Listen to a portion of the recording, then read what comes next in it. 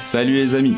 Être grow, c'est un peu comme être un savant fou. On teste plein de nouvelles expérimentations pour trouver la solution qui va nous générer de la croissance. Quelles sont les bonnes stratégies à mettre en place? Quelles sont les méthodes qui marchent? Quel est le bon mindset à avoir?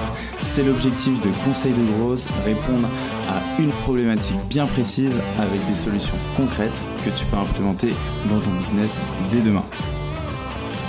Je suis Alexis Bouvet, cofondateur de la marque Tailleur et de l'entreprise Growth Hiring, et je te souhaite la bienvenue dans ce podcast qui t'apporte un maximum de conseils pour booster ta croissance. Bonne écoute! Bonjour à tous, bienvenue pour un nouvel épisode de Conseil de Growth. Aujourd'hui, on est avec Elsa de Shaper. Dis-moi, Et... non, c'est pas Elsa. Si, c'est ça, non, Elsa. Ok. J'ai vu ta tête non, en mode oh là là. Nickel. Du coup, Elsa de Shaper, et aujourd'hui, on va voir comment recruter des bons profils grosses. Elsa, tout d'abord, comment vas-tu? Écoute, très bien. Il fait un peu chaud, mais sinon, ouais, tout va très bien. Hâte d'être en vacances quand même. Clairement, là, c'est la canicule. Ouais. Il faut qu'on aille à la plage De ouf. pour aller se baigner. Trop hâte. Clairement. Génial. Bon, je t'ai présenté rapidement. Est-ce que tu peux en dire un petit peu plus sur toi et sur Shaper aussi, ce qui va être intéressant, tu vois, de savoir un peu les deux facettes de Shaper pour ceux qui nous écoutent. Ouais, carrément. Bah moi, du coup, Elsa, je suis CMO de Shaper. Donc, en fait, Shaper, il y a 3 activités. Donc, je suis CMO de Shaper au global. Donc, je gère toute la partie grosse de Shaper. Et depuis peu, j'ai la double casquette puisque je gère, je suis aussi CEO de l'activité Shaper Talent, qui est l'activité de recrutement de Shaper, la plus grosse activité de Shaper qui est aussi accessoirement l'activité rentable. Et en gros, en 2 mots, donc Shaper, c'est un peu la fast track pour aller vers la licorne. On a 3 services. On a un service qui s'appelle Shaper Founders, qui met en relation des founders, donc des startups, des startups early stage, avec des entrepreneurs plus expérimentés qui vont devenir mentors pour la startup et prendre 1% des parts de la boîte.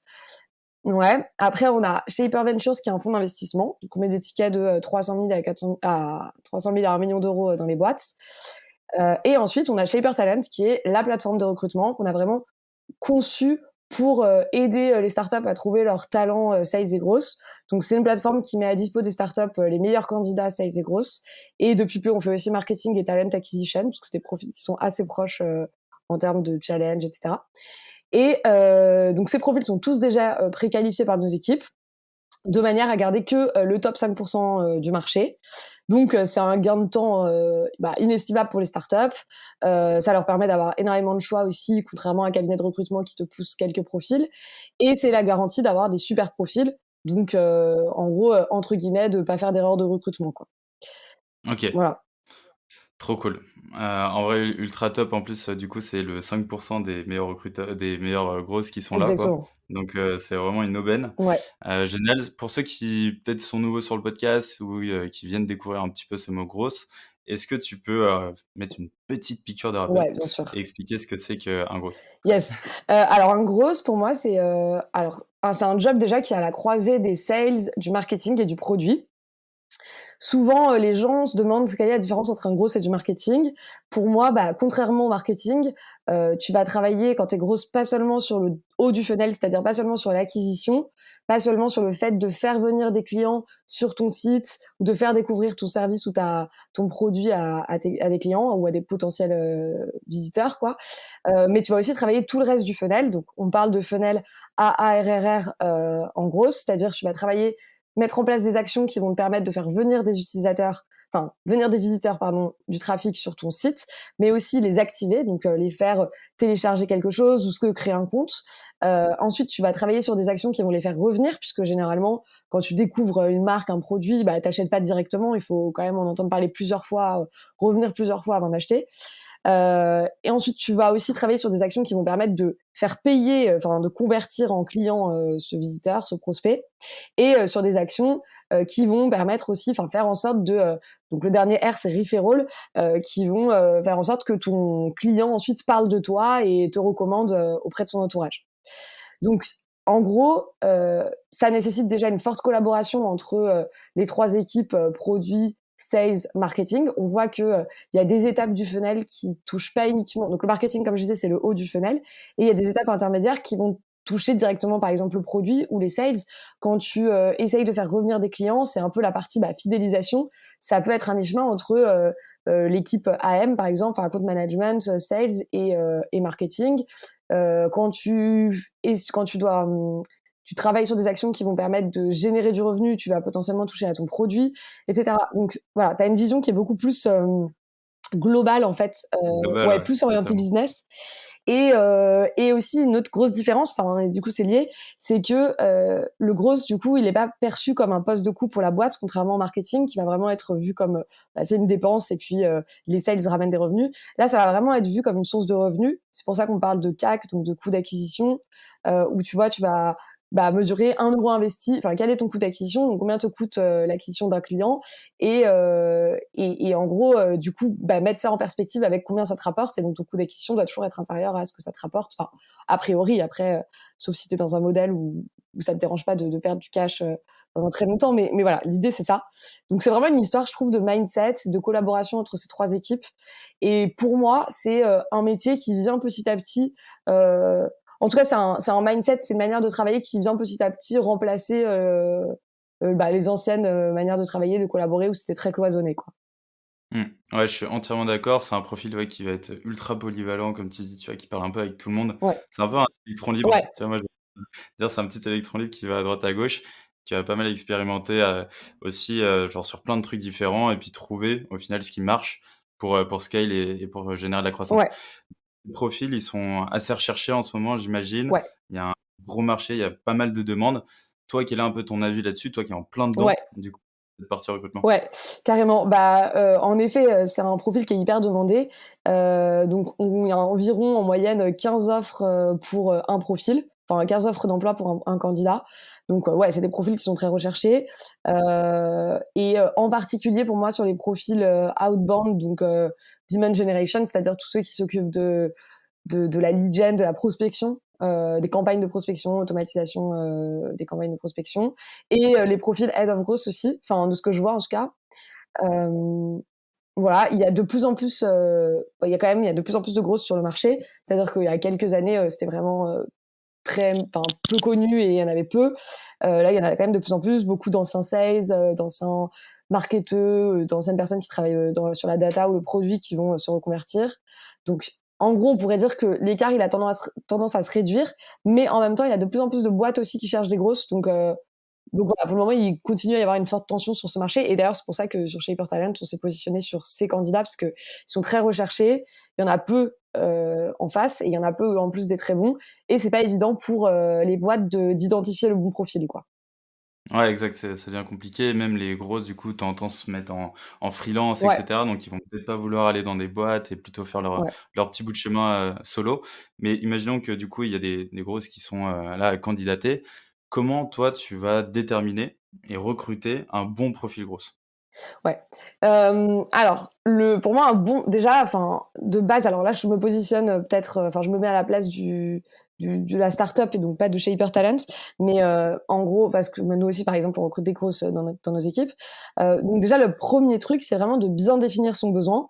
Donc, je dirais que ça, c'est pas forcément propre que aux grosses, mais parce que c'est valable pour tous les métiers. Mais dans le gros, c'est d'autant plus important que, comme c'est un métier assez nouveau, qui est pas forcément hyper clair pour tout le monde, dans la tête de tout le monde. Il y a pas mal de boîtes qui veulent recruter un gros, mais qui ont du mal à bien voir ce que c'est.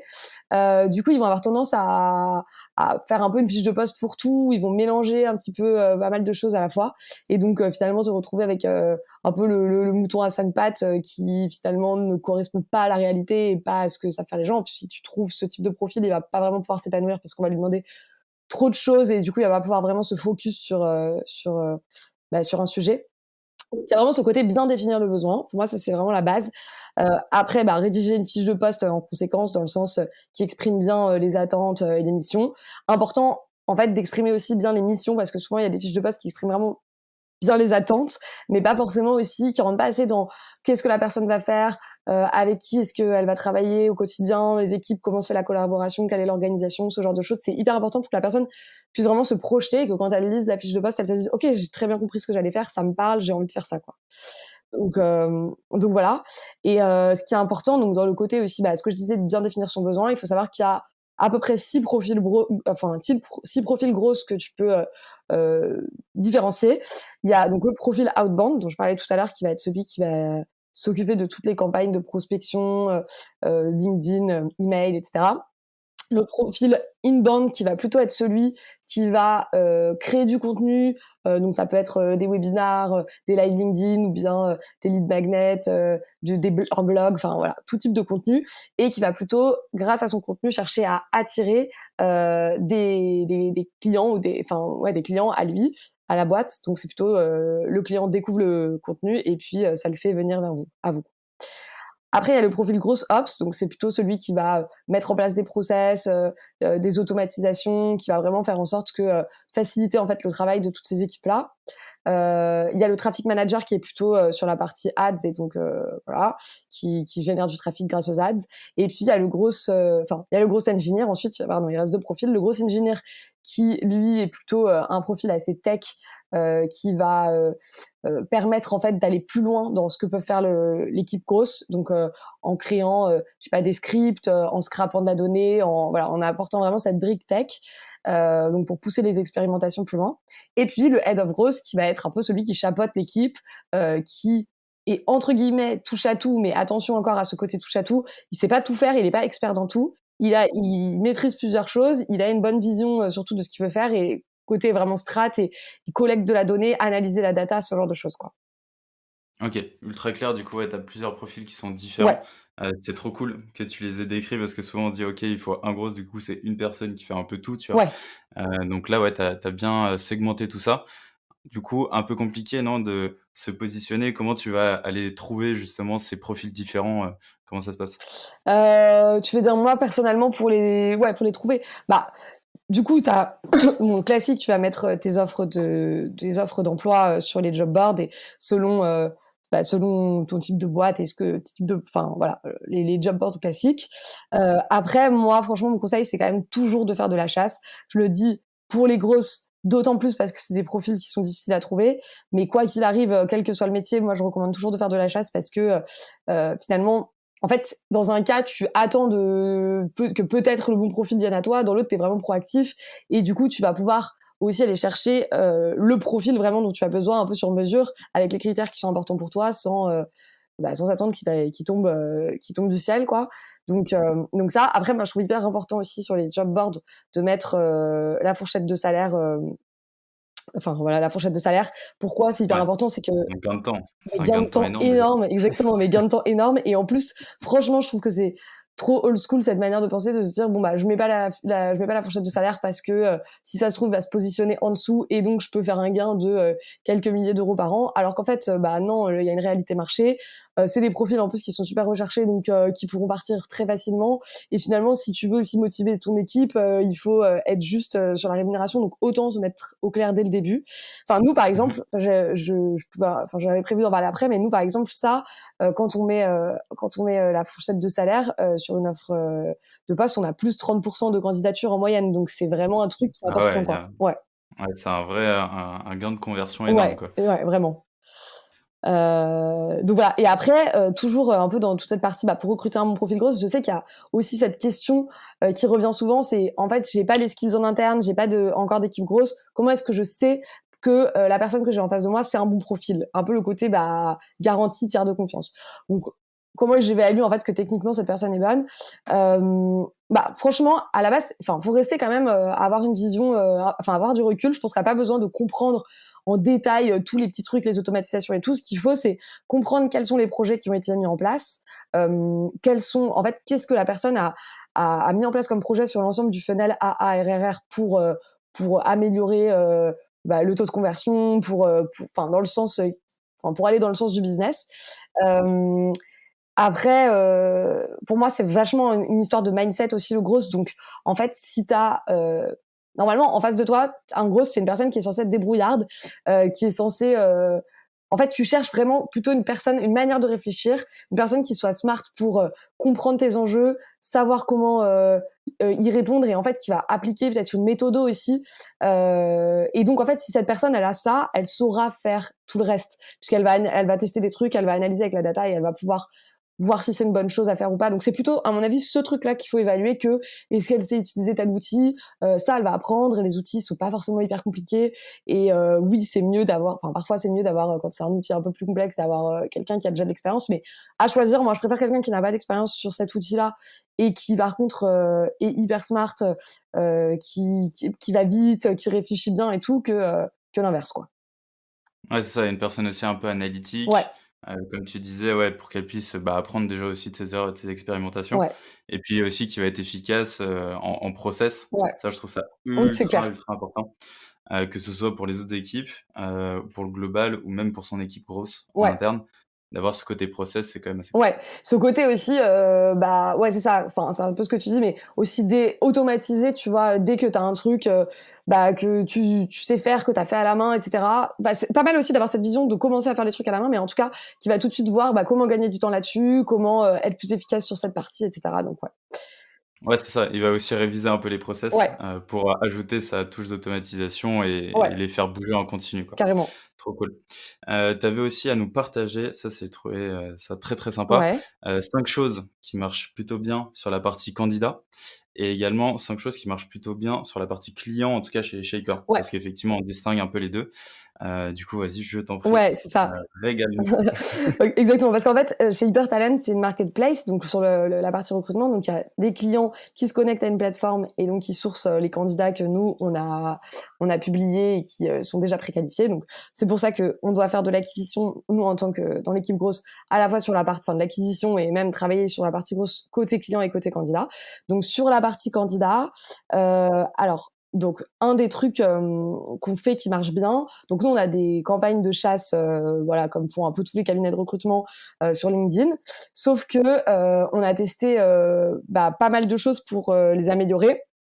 Donc au lieu d'envoyer la même campagne à tout le monde sans différencier les personnes qu'on a en face de nous, on a vraiment creusé. Enfin on est parti de nos personas, on a identifié quels étaient les arguments ou les pain points les plus forts pour chacun de nos personas. Et donc, en face, on va mettre les bons arguments et donc vraiment personnaliser on parle vraiment de la problématique de chacun. Et donc, un profil junior, on va pas du tout le targeter de la même manière qu'un profil senior. Un profil junior, par exemple, il va être plus sensible au fait que il n'a pas besoin, quand il passe par chez Hypertalent, de faire son CV ou préparer des lettres de motivation. C'est un truc qui est un peu compliqué quand tu es junior, tu maîtrises pas trop l'exercice.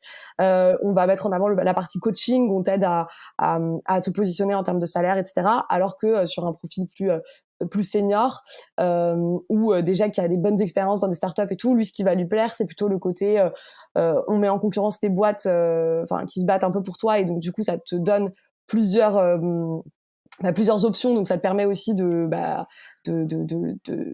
d'obtenir, enfin de mieux négocier ton salaire. On te donne aussi accès à tout le off market puisque comme c'est les boîtes qui te chassent, c'est pas forcément toujours pour des offres de jobs qui sont en ligne et donc qui sont disponibles sur le marché. Donc ça te permet d'avoir accès aussi à beaucoup plus de jobs, ce genre de choses. Et on a testé aussi donc les voice notes, c'est-à-dire on fait des campagnes automatisées avec des voice notes et ça cartonne. Enfin on a je crois 2 fois, enfin taux de réponse multiplié par 2 et on a plus 8 points sur le taux de conversion, donc trop cool aussi, hyper efficace. Donc là, on va essayer de mixer un peu les deux, c'est-à-dire personnaliser plus et mettre en place nos use cases via la voice note, quoi. Ah ça, c'est incroyable, je suis en train aussi de le tester là, tu vois? J'ai lancé ça Ouais. aujourd'hui, Ah ouais, mes premières voice notes avec, la grosse machine, ouais, j'imagine que tu passes par exactement, eux? ouais. Parce que je crois il y a que eux qui ont cette Ouais, il me fonctionnalité, semble, pour hein, l'instant. ouais. Ouais, j'ai hâte aussi, j'avais parlé avec Adrien, le fondateur Ouais. de La Grosse Machine, qui me disait qu'il y avait des taux de réponse aussi monstrueux, donc Ah ouais, ouais. franchement à tester quoi, sur le recrutement. Exactement. Je pense qu'au bout d'un moment, ça va s'essouffler comme tout, mais en tout cas, pour le moment, ça cartonne. On est au début, Ouais. on est au début. Exactement. Du coup, sinon, qu'est-ce qu'on fait d'autre? Donc, qui marche bien sur la partie candidat. Ah oui, on fait des petits live LinkedIn dans lesquels on propose aux gens de pimper en direct leur profil LinkedIn. Donc ils s'inscrivent, parmi les volontaires, donc on regarde en live leur profil LinkedIn et on leur dit comment on améliorerait leur profil pour qu'il soit plus visible ou plus sexy auprès des recruteurs. Et donc ça, pareil, ça marche assez bien en général. Bon, les lives ça dure 30 minutes. Maintenant on est assez rodé sur la préparation et à chaque fois ça nous permet de générer, pour le moment ça nous permet de générer 1 à 2 recrutements par événement. Et c'est encore le début et du coup je pense que ça va permettre, dans le temps on va voir qu'il y en aura plus puisqu'on a quand même des cycles de vente qui sont d'un mois, un mois et demi à chaque fois pour être recruté. Donc on n'a pas encore assez de recul, mais voilà, ça c'est un truc qui marche bien. Le fait, comme je disais, d'indiquer le package sur l'offre d'emploi, plus 30% de candidatures. Au niveau de la cooptation aussi, ça c'est un truc assez classique que font normalement, pas toutes les boîtes, mais que beaucoup de boîtes font pour trouver des talents. Et donc nous, au début, on proposait 300 € donc de chèque cadeau aux personnes qui nous cooptaient un candidat qui était recruté. Et là, on a changé le truc. Maintenant, c'est 300 € dès que la personne que tu as cooptée passe en newsletter. Et donc, du coup, c'est vrai que c'est beaucoup plus motivant. Et depuis qu'on a fait ça, on a poussé le truc et c'est hyper rentable et puissant, quoi. Après, comme tout, il peut toujours y avoir des détraqueurs qui t'envoient plein de gens et qui finalement qui passent juste dans un newsletter et qui cherchent pas réellement de job. Donc voilà, pour le moment, on n'a pas encore ce cas-là, mais peut-être ça arrivera. Mais a priori, pour le moment, c'est un super bon truc. Et on a des gens qui cooptent. Je sais pas, là, j'ai fait un virement hier de 2400 €. Enfin, il y a des gens qui nous cooptent trop de gens, quoi. Donc c'est assez cool. Voilà, un autre truc qui marche bien aussi. Donc ça, c'était plutôt sur en fait, sur l'ensemble du funnel, comment ça se passe? T'as les talent managers qui reçoivent les candidatures, donc ils screenent les profils LinkedIn, ils en regardent une partie, puis ensuite ils leur proposent de booker un entretien. Et donc là, on avait une déperdition de gens qui, comme ils leur proposent de booker l'entretien par mail, et que c'est leur mail perso, il y a quand même pas mal de gens, on dirait pas, mais il y a quand même pas mal de gens qui regardent pas leur mail perso, ou bien ça tombe dans les spams, ou voilà. Donc on avait une déperdition, et donc là, on a fait un truc, on a demandé juste d'ajouter, on le demandait pas avant, le numéro de téléphone. En plus, ça permet aussi sur les personnes les no-show, d'améliorer aussi cette stat-là. Et en fait, on fait un rappel SMS de l'entretien au candidat, un peu comme Doctolib, quoi, qui te fait ça la veille de ton rendez-vous. Franchement, c'est hyper efficace. Ça a vraiment augmenté aussi ce taux-là. Ça marche. Juste Ouais. pour rebondir là-dessus, tu utilises quel outil justement pour faire ces rappels Ah SMS? mince, ça je sais plus par contre. En tout Ok. cas, c'est connecté à HubSpot. Je pourrais tout redire si après je regarderai. Ouais. Bon, tu me le diras en off Ouais, et puis on le mettra dans les ça ressources. marche. Trop cool. Voilà. Et un autre truc, tu vois, par exemple, nous donc c'est une fois que les gens sont sur la plateforme, les candidats sont sur la plateforme, les clients font leur chasse et ils ont accès directement à l'email et au profil LinkedIn du candidat. Donc il va ensuite, à partir du moment où le candidat est sur la plateforme, on perd un peu le contrôle du truc parce que c'est les clients qui vont écrire en direct au candidat. Donc si les clients sont pas bons dans leur message, dans dans leur message pour solliciter les candidats, les candidats vont pas trop leur répondre. Donc ça, c'est un truc qu'on a fait plutôt côté client, de leur donner des templates pour les aider à avoir une approche qui fonctionnait, parce que nous, on voit ce qui fonctionne, donc on a pu garder un peu les best practices. Et côté candidat, il y avait plein de candidats qui, quand ils sont pas intéressés par une boîte, ils répondaient pas aux clients. En fait, ils le ghostaient. Et ça, c'est vraiment hyper néfaste pour l'image de marque de Shaper côté client. Donc, ce qu'on a fait, c'est que, et on s'est rendu compte en creusant que c'était souvent parce qu'ils savaient pas trop quoi dire. Les gens, ils aiment pas dire non, ils savent pas comment refuser. Donc, en fait, on leur a fait des templates de refus, on leur a expliqué. Maintenant, c'est la règle. Ça fait partie des commandements. On l'a rajouté dans les CGS. Les candidats, si vous n'êtes pas intéressé par un client, il y a aucun problème, et aucune obligation. Par contre, il faut lui répondre. Et donc, ils ont des templates de refus tout faits. Et franchement, ça a, pareil, augmenté significativement le taux de réponse parce que juste les gens ne savaient pas quoi dire, quoi. Ah ouais, bah, ouais. Et là, tu donnes tout clé en Ouais, main. c'est ça. Exactement. Trop cool. Du coup, là, sur la partie, donc là, on était sur la partie Ouais. candidat. Donc là, sur la partie Ouais. client, quelles sont justement les choses qui marchent plutôt bien? Alors client, du coup, je te disais, il y avait ce truc là qu'on a fait les templates aussi de l'autre côté pour les aider à être meilleurs donc ça c'est plutôt fin de funnel, meilleur sur ça va être la partie revenu en gros, genre faire en sorte qu'il y ait un meilleur match à la fin, quoi.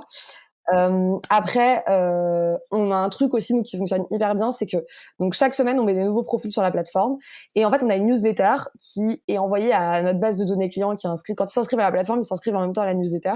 Et donc cette newsletter 2 fois par semaine, elle te pousse les nouveaux profils qui arrivent sur la plateforme. Donc c'est le prénom, le package demandé, la dispo et quelques bullet points sur ce que la personne recherche et le métier bien sûr. Et en fait ça va vraiment nous permettre enfin, c'est hyper efficace pour la rétention parce que au lieu de à chaque fois penser à se connecter à notre outil, là, t'as vraiment un truc qui arrive dans ta boîte mail, tout le monde check sa boîte mail et du coup, en 2 clics, si on est bon sur le copywriting de l'objet, les gens vont checker et s'ils voient 2-3 profils qui attisent leur curiosité, ils vont cliquer et arriver sur la plateforme. Donc ça, c'est vraiment, en plus, on a des super bons taux d'ouverture. Enfin, pour une newsletter, on est entre 50 et 67%, quoi. Donc c'est vraiment pas mal. Ouais, c'est bien, ouais. Ouais, Ouais. c'est très bien. Et alors qu'en plus elle est envoyée 2 fois par semaine et tout, donc franchement vraiment super efficace. Après, pareil un peu que sur les candidats, on a mis en place des use cases clients, c'est-à-dire que donc nous on scrape donc notre base de données, on scrape les job boards et on identifie quels clients sont à la recherche de profils grosses ou sales en ce moment. Et ensuite, on va leur envoyer des séquences. Donc ça, c'est la partie outbound. Mais on va pas envoyer la même séquence à tout le monde. Et à nouveau, on a vraiment creusé, réfléchi à nos personas, essayé de comprendre quelle est la problématique de chaque client. Et donc, par exemple, un client, une startup hyper early stage, elle, sa problématique, c'est plutôt, il n'y a pas de candidat qui arrive dans son pipe parce qu'elle peut mettre des trucs des offres sur les job boards. Bon, déjà, en général, pas trop de budget pour payer beaucoup de job boards. Donc, elle va être sur les trucs un peu mainstream. Et en fait, elle attire pas parce que les gens ne connaissent pas sa boîte. Donc, elle va pas avoir pas beaucoup de profils et pas beaucoup, du coup, de bons profils. Donc, nous, notre valeur ajoutée là, ça va être qu'on lui donne accès à un pipe un gros pipe de candidats super quali. Et donc, c'est simplement, ça lui permet d'avoir de la matière. Alors que, au contraire, une scale-up, je sais pas moi, genre un Doctolib ou quoi, eux, ils ont plein de RH, mais ils ont énormément de recrutement. Et donc, même s'ils ont, ils ont plein de candidatures qui arrivent parce que tout le monde les connaît et que il y a des super bons profils qui ont envie de bosser chez eux. Mais leur difficulté, ça va être plutôt de trier toutes ces candidatures. Donc, ils sont XRH, mais il y a beaucoup plus de jobs ouverts en même temps. Et donc, ça va être de trier ces candidatures, de les préqualifier. Ça prend énormément de temps, de répondre à tout le monde. Nous, on leur fait gagner vachement de temps là-dessus. C'est-à-dire que c'est eux qui sourcent les profils, donc il n'y a pas vraiment de candidature. Ils n'ont pas de refus à faire. Les profils sont déjà préqualifiés, donc on leur fait gagner vraiment vachement de temps. Et donc là, ça va être plutôt leur problématique, c'est répondre à un enjeu de gain de temps, d'efficacité. Donc voilà, on n'a pas les mêmes use cases. Enfin, il y a plusieurs use cases comme ça. Et donc dans notre approche, et ça, en fait, au début, on avait une séquence un peu similaire pour tout le monde. Et le fait d'avoir différencié comme ça en use case, pareil, on a multiplié par 3, je pense, nos taux de conversion. Donc Ah ouais, c'est incroyable. ouais, sachant que je pense on pourrait encore beaucoup plus les travailler, mais pour le moment, on est satisfait déjà de ça. Et dernier point que je m'étais noté, assez simple aussi. En gros, sur la plateforme, quand les profils sont présentés, avant on indiquait la date à laquelle on avait mis en ligne le profil. Sauf qu'en fait, le biais un peu que peuvent avoir les clients, c'est qu'ils voient un profil qui a été posté il y a 3 mois, ils se disent ouais non, enfin celui-là, soit il est plus dispo, soit c'est qu'il y a un problème, il est pas intéressant, enfin les gens, pourquoi il a pas été recruté, c'est bizarre. Donc ils vont pas le contacter. On a enlevé la date de publication du candidat. Et à partir de là, on a des candidats qui avaient été publiés 6 mois avant, parce que parfois, il y a des candidats, ils trouvent pas chaussures à leurs pieds parce qu'ils cherchent un match, un fit. Évidemment, c'est pas la majorité, dans la plupart des cas, ça va vite, mais il y en a quand même qui restent plus longtemps sur la plateforme. Et en fait, ceux-là, 6 mois plus tard, ils sont recrutés. Nous-mêmes, on pensait même pas qu'il serait possible, on pensait qu'on allait les désactiver, mais bon, ils nous disent non, je suis toujours en recherche. Et en fait, ça a vachement changé, pareil, l'intérêt pour des candidats qui étaient passés plus tôt, quoi. Ouais, carrément, tu as ce biais Ouais, cognitif, tu l'as aussi dans l'immobilier, tu sais, ouais, pareil, quand tu regardes des biens et tout, exactement. tu vois qu'il y a un truc qui est passé il y a 6 mois et tout, Ouais. machin, tu dis: «Ouh là là, lui, il doit être pourri», Ouais, c'est bizarre, quoi. Tu te dis qu'il y a un loup. ouais, c'est Ouais, bizarre. ouais. Ouais, clairement. Ah mais génial. Du coup, tu arrives à contrer ça. Ouais.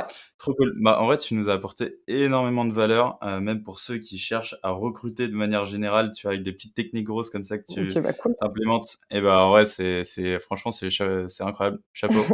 Merci. Est-ce que Tant mieux. est-ce que tu as un dernier, petit conseil d'amis, pour ceux qui nous écoutent? Ouais.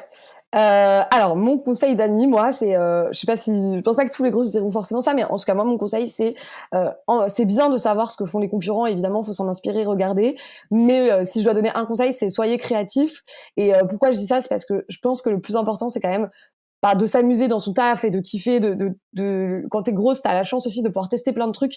Donc en fait, moi, je trouve que si tu es créatif, tu peux mettre vraiment faire plein de trucs hyper cool, et qu'en fait derrière de toute façon il y aura toujours la data pour te dire si c'était une bonne idée ou pas. Donc il y a pas trop de risque entre guillemets tant que tu testes sur des petits échantillons. Et en fait en B2B, pour moi celui qui gagne c'est celui qui fait le plus parler de lui. Donc finalement pour faire parler de toi, à un moment si tu fais la même chose que tout le monde et que tu te différencies pas, personne n'entendra parler de toi vraiment, tu vois. Donc vraiment voilà, il y a ce côté soyez créatif, et c'est un peu comme dans le personal branding quoi, t'es obligé de te différencier pour ressortir. Ce sera ça mon conseil. Carrément, magnifique. Un très bon conseil de fin en tout cas. Merci à toi Elsa Merci à toi. pour cet Alexis, épisode, c'était trop c'était cool. vraiment cool. Et puis je te dis à très vite et prends soin de toi. Merci, toi aussi. Salut. Salut, Ciao. ciao. J'espère que cet épisode t'a apporté de la valeur. Si tu veux me motiver et me soutenir pour faire encore plus de contenu, tu peux mettre 5 étoiles sur Apple Podcast et me confier tes problématiques en commentaire. Tu peux aussi le partager autour de toi si tu penses qu'il peut aider. On se retrouve la semaine prochaine pour un nouvel épisode. En attendant, prends soin de toi.